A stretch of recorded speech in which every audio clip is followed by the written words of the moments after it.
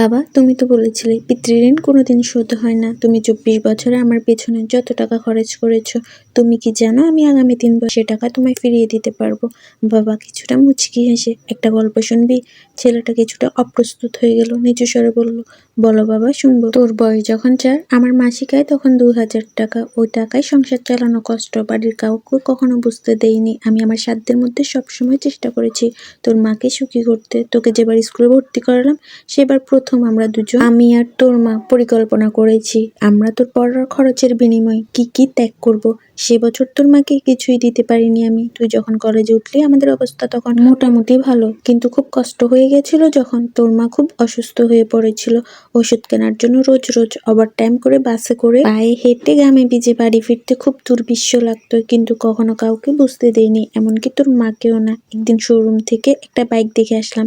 সে রাতে আমি স্বপ্নেও দেখেছিলাম আমি বাইকে চড়ে কাজে যাচ্ছি, কিন্তু পরের দিন তুই বায়না ধরলি ল্যাপটপের জন্য। তোর কষ্টে আমার কষ্ট হয় বাবা। আমি তোকে ল্যাপটপটা কিনে দিয়েছিলাম, আমার তখনকার 1 টাকা, তোর এখন 1 পয়সা। কিন্তু মনে করে দেখ, এই 1 টাকা দিয়ে তুই বন্ধুদের নিয়ে পার্টি করেছিস, ব্র্যান্ড নিউ মোবাইল, হেডফোন কানে লাগিয়ে সারা রাত গান শুনেছিস, পিকনিক করেছিস, ট্যুরে গিয়েছিস, কনসার্ট দেখেছিস। তোর প্রতিটা দিন ছিল স্বপ্নের মতো। আর তোর 100 টাকা নিয়ে আমি এখন সুগার মাপাই। জানিস আমার মাছ খাওয়া নিষেধ, মাংস খাওয়া নিষেধ। কি করে এত টাকা খরচ করি বল? তোর টাকা নিয়ে আমি কল্পনার হাট বসাই, সে হাটে আমি বাইক চালিয়ে সারা শহর ঘুরে বেড়াই, বন্ধুদের নিয়ে সিনেমা দেখতে যাই, তোর মায়ের হাত ধরে তাঁতমেলায় ঘুরে বেড়াই। বাবারা নাকি খারজ টাইপের হয়, আমিও আমার বাবাকে তাই ভাবতাম। পুরুষ থেকে পিতা হতে আমার কোনো কষ্ট হয়নি, সব কষ্ট তোর মা সহ্য করেছে।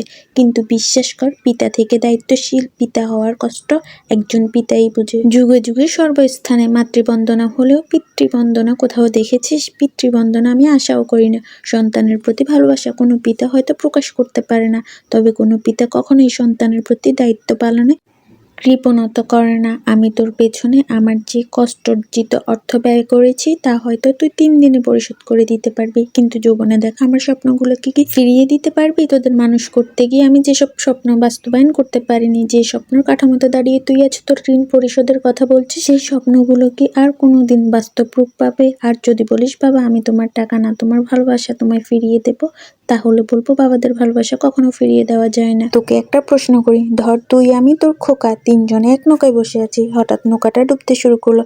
যে কোনো একজনকে বাঁচাতে পারবি তুই? কাকে বাঁচাবি? ছেলেটা হাজার চেষ্টা করেও একচুল ঠোঁট নাড়াতে পারছে না। উত্তর দিতে হবে না, ছেলেরা বাবা হয়, বাবা কখনো ছেলে হতে পারে না।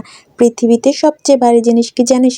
পিতার কাঁধে পুত্রের লাশ। আমি শুধু আল্লাহর কাছে একটা জিনিস চাই, আমার শেষ যাত্রায় যেন আমি আমার ছেলের কাঁধে চড়ে যাই, তাহলে তুই একটা ঋণ শোধ করতে পারবি, তোকে কোলে নেবার ঋণ। এই ঋণ বাবা।